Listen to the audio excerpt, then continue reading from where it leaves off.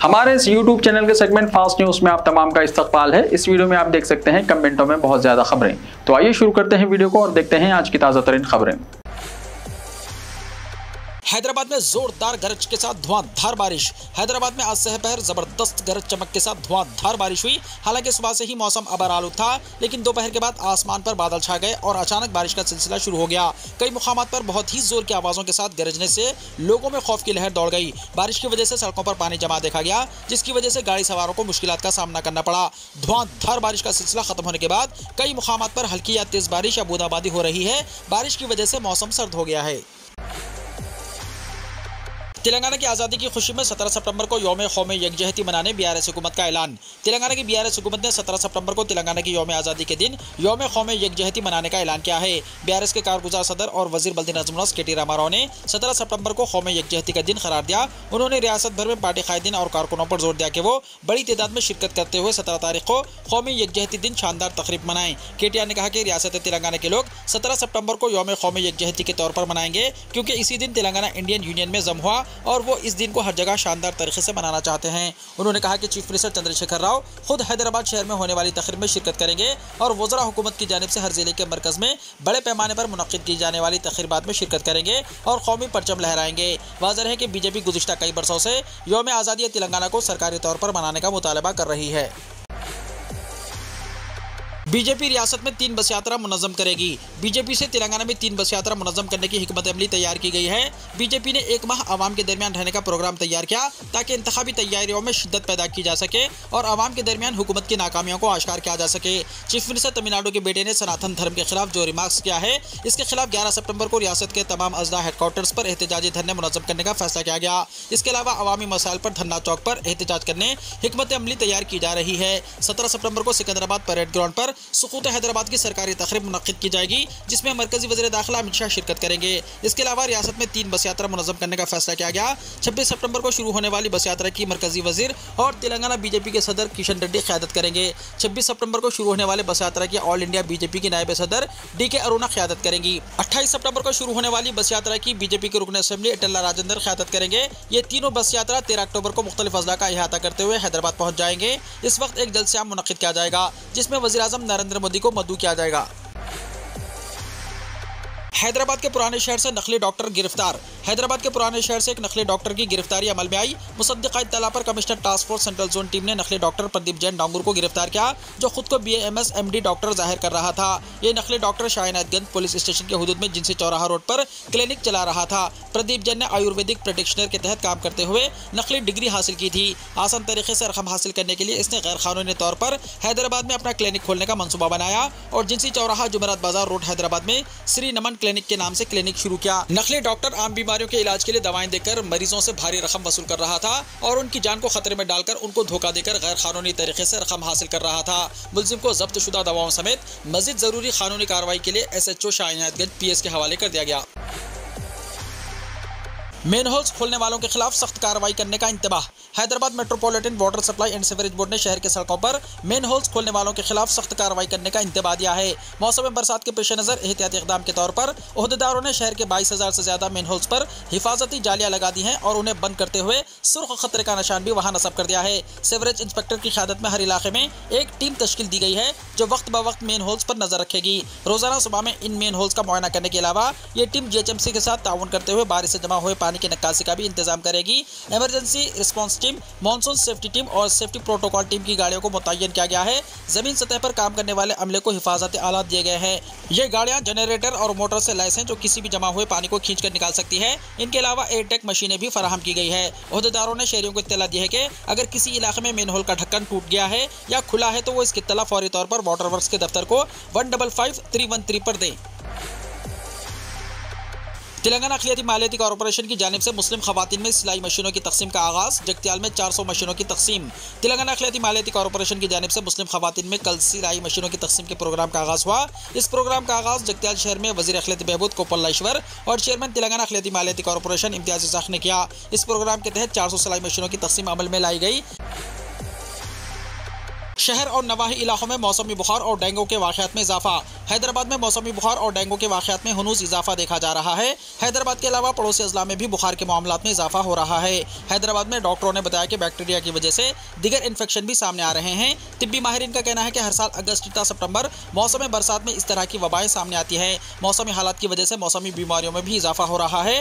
Dengue, malaria, typhoid वगैरह के मामलात अस्पतालों में ज्यादा देखे जा रहे हैं। सेहत आम्मा के अहदेदारों ने आवाम पर जोर दिया कि वो परेशान ना हो। डेंगू, इन्फ्लुएंजा और मौसमी बुखार गुज़िश्ता साल के मुकाबले में इस साल कम हैं। ताहम लोगों को चौकस रहने और एहतियाती तदाबीर इख्तियार करने की ज़रूरत है। बुखार के मरीज को शदीद बदन दर्द, क़य, सर्दी, खांसी की अलामत सामने आ रही हैं। महकमा सेहत के अहदेदारों ने कहा कि डेंगू की अलामतों में क़य, नाक से खून बहना, जिल्द पर सुर्ख धब्बे उभरना, नब्ज़ का तेज चलना, शदीद बदन दर्द और बाज़ औक़ात सांस लेने में तकलीफ भी हो सकती है। उन्होंने वालिदैन को मशवरा दिया कि वो बच्चों में ऐसी अलामत पाए जाने पर फौरी इन्हें डॉक्टरों से रुजू करें। गवर्नर का अचानक यू टर्न, तेलंगाना में मौजूद बहस, चीफ मिनिस्टर की सताइश। 2 साल तक हुकूमत से टकराव की पॉलिसी पर अमल करने वाली governor Telangana doctor T Soundararajan ने अचानक अपने मौक़िफ़ में नरमी पैदा कर ली है और चीफ मिनिस्टर केसीआर की सताइश करते हुए उन्हें एक ताकतवर लीडर करार दिया और कहा कि चीफ मिनिस्टर केसीआर को देखकर वो काफ़ी कुछ सीख चुकी हैं। मुस्तकबिल में वो हुकूमत के साथ मिलकर काम करना चाहती हैं, टकराव का कोई इरादा नहीं रखती। बहसियत गवर्नर 4 साल की तकमील पर गवर्नर ने मीडिया से बात करते हुए ये बात बताई। गवर्नर के ताज़ा मौक़िफ़ पर सियासी हल्कों में एक नई बहस शुरू हो गई है। हुक्मरान और अपोजिशन जमातों के कायदीन अचानक यू टर्न पर हैरत का इजहार कर रहे हैं। गवर्नर ने कहा कि वो हुकूमत से कोई तनाज़ा भी नहीं चाहती। उन्होंने कहा कि वो अवामी खिदमत अंजाम देना चाहती हैं, मगर राजभवन के कुछ हुदूद होते हैं। चीफ मिनिस्टर केसीआर तजर्बेकार और एक विजन रखने वाले कायद हैं। उन्हें देखकर 4 साल में बहुत कुछ सीख चुकी हूँ। राजभवन और प्रगति भवन के दरमियान दूरियां और तालमेल का फुकदान होने की गवर्नर ने तरदीद की। गवर्नर डॉक्टर टी सौंदरराजन ने कहा कि चीफ मिनिस्टर केसीआर की दावत पर भी वो सेक्रेटेरिएट का दौरा कर चुकी हैं। तेलंगाना में वो आवाम से मुलाकात कर रही हैं, मगर इन पर चंद लोग सियासत करने का इल्जाम आयद कर रहे हैं जिसको वो कोई अहमियत नहीं देती। उन्होंने कहा कि मेरी हुकूमत से कोई जंग नहीं है। राजभवन पहुंचने वाले हर बिल पर वो अंधाधुंध दस्तखत नहीं करती। तमाम उमूर का जायजा लेने के बाद ही वो फैसला करती है। चंद बिल्स में कुछ खामियां थी जिसकी वजह से वो इन बिल्स को दोबारा हुकूमत को वापस कर चुकी हैं।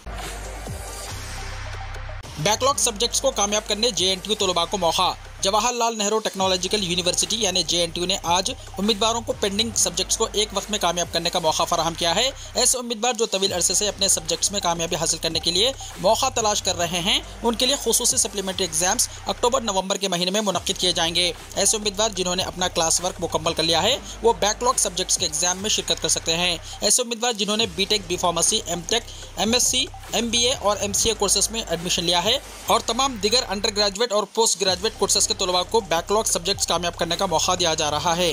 रजिस्ट्रेशन किसी देरीना फीस के बगैर मुतल्लिका कॉलेजेस में 4 और 13 अक्टूबर के दरमियान किया जा सकता है। 100 रुपये देरीना फीस के साथ 14 से 20 अक्टूबर के दरमियान और 1000 रुपये जुर्माने के साथ 21 से 30 अक्टूबर के दरमियान रजिस्ट्रेशन करवाया जा सकता है। इसके बाद भी उम्मीदवार 2000 रुपये जुर्माने के साथ 31 अक्टूबर और 3 नवंबर के दरमियान 5000 रुपये जुर्माने के साथ 4 और 8 नवंबर के दरमियान रजिस्ट्रेशन करवा सकते हैं।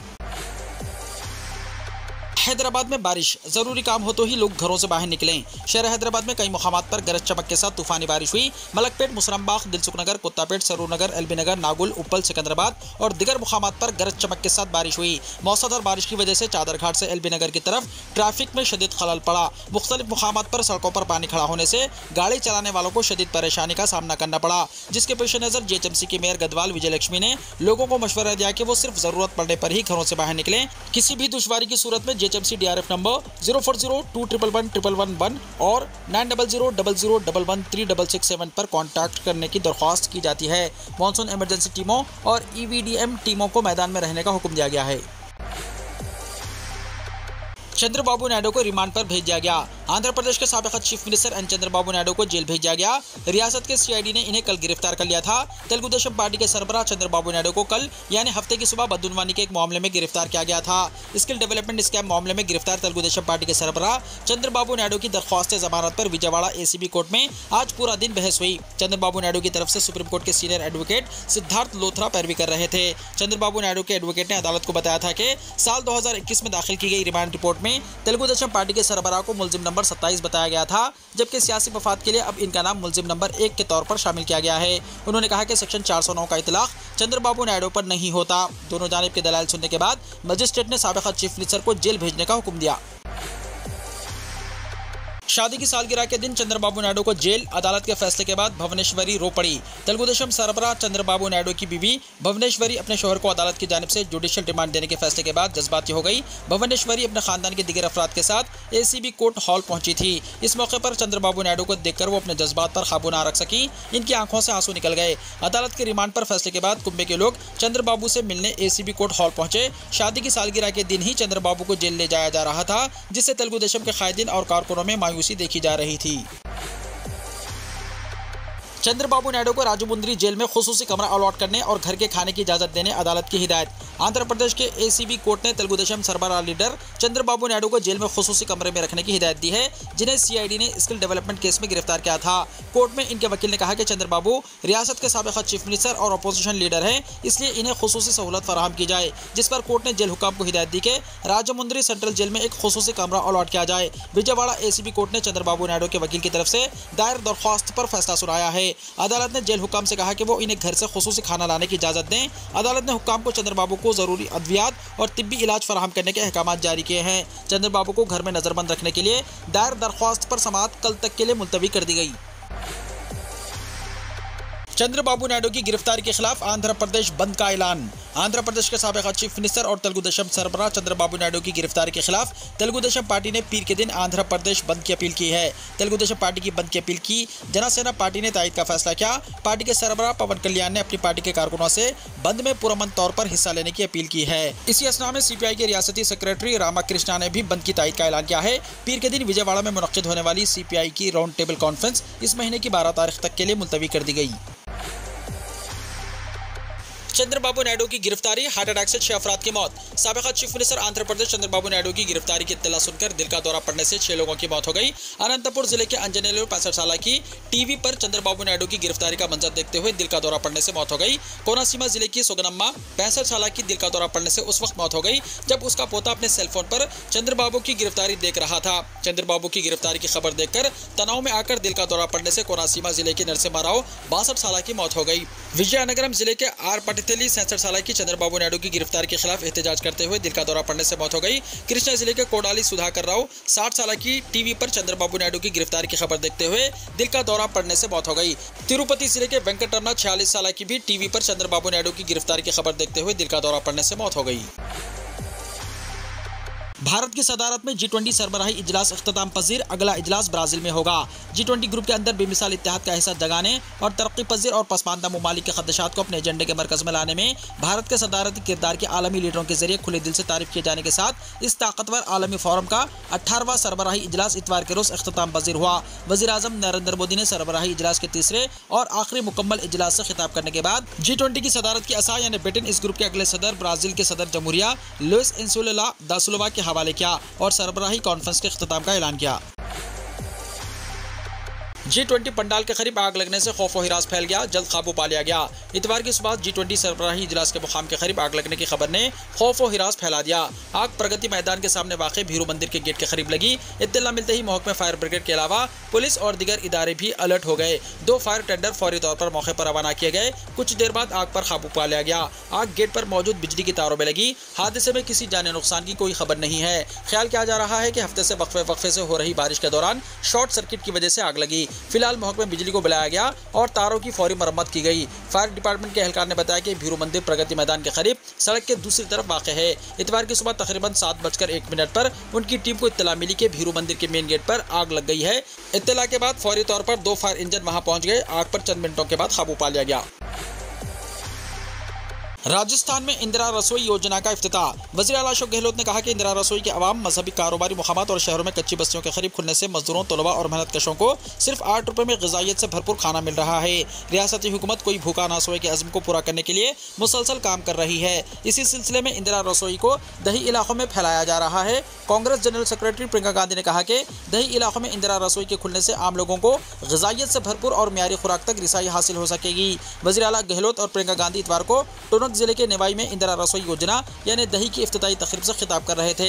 गहलोत ने कहा कि साबिक़ वज़ीर आज़म आन जहान इंदिरा गांधी ने मुल्क के मफाद में अपनी जान कुर्बान कर दी, लेकिन तखरीब कार क़ुव्वतों को कामयाब नहीं होने दिया। आज उनके नाम पर लाई गई इंदिरा रसोई योजना दही के तहत पूरी रियासत में 400 दही इंदिरा रसोई शुरू की गई है। 25 सितंबर तक इनकी तादाद 1000 तक बढ़ा दी जाएगी। रियासती हुकूमत बजट के ऐलानात को तेजी से नाफिज करके आम लोगों को राहत फराहम कर रही है। रियासती हुकूमत की स्कीमों की बुनियाद पर दीगर रियासतों में पॉलिसी साजी का काम किया जा रहा है। मराकश ज़ल्ज़ला, महलूकिन की तादाद 2000 के पार, सैकड़ों जख्मी। मराकश में आई ज़ल्ज़ले से हुई अमवात बढ़कर 2000 से ज़्यादा हो गई और 1400 से ज़्यादा अफराद के ज़ख्मी होने की इत्तला है। रिपोर्ट्स के मुताबिक राहत और बचाव टीमों को उन दूर दराज मुकामात तक ज़ख्मियों को निकालने के लिए पहुँचाना अभी बाकी है जहाँ ज़ल्ज़ले से शदीद नुकसान पहुँचा है और जहाँ ज़ख्मियों के फंसे होने की खबर है। टीमों के वहाँ पहुँचने के बाद अमवात की तादाद में इजाफा होने का खदशा है। जुमे की रात आए इस शदीद ज़ल्ज़ले का मरकज़ एटलस माउंटेन के बहुत कम आबादी वाले इलाके में मराकश के जुनूब मगरिब में तकरीबन 71 किलोमीटर वाक़ था। 6.8 शिद्दत का ज़ल्ज़ला पिछले 120 वर्षों में पहली बार आया है जिसने शुमाली अफ्रीकी मुल्क को हिला कर रख दिया। बताया जाता है कि ज़ल्ज़ले से मुतासिर ज्यादातर जख्मी अफराद दूर दराज इलाकों में रहने वाले हैं। कई लोगों की अभी भी ज़ल्ज़ले में मुनहदम हुई पुरानी और ज़ल्ज़ले की ताब न ला सके खस्ताहाल इमारतों के मलबे के नीचे दबे होने का खदशा है। वज़ीर-ए-आज़म नरेंद्र मोदी, अमेरिकी सदर जो बाइडेन, बरतानिया के वज़ीर-ए-आज़म Rishi Sunak, German chancellor Olaf Scholz समेत दीगर आलमी रहनुमाओं ने इस शदीद ज़ल्ज़ले में मरने वालों के लवाहिकीन के लिए ताज़ियत का इजहार किया है। वीडियो को लाइक शेयर कीजिए और हमारे इस YouTube चैनल को सब्सक्राइब करते हुए इसके बेल आइकॉन को भी प्रेस कर लीजिए ताकि ऐसी ही ताज़ा तरीन खबरों का नोटिफिकेशन सबसे पहले आपको मिलता रहे।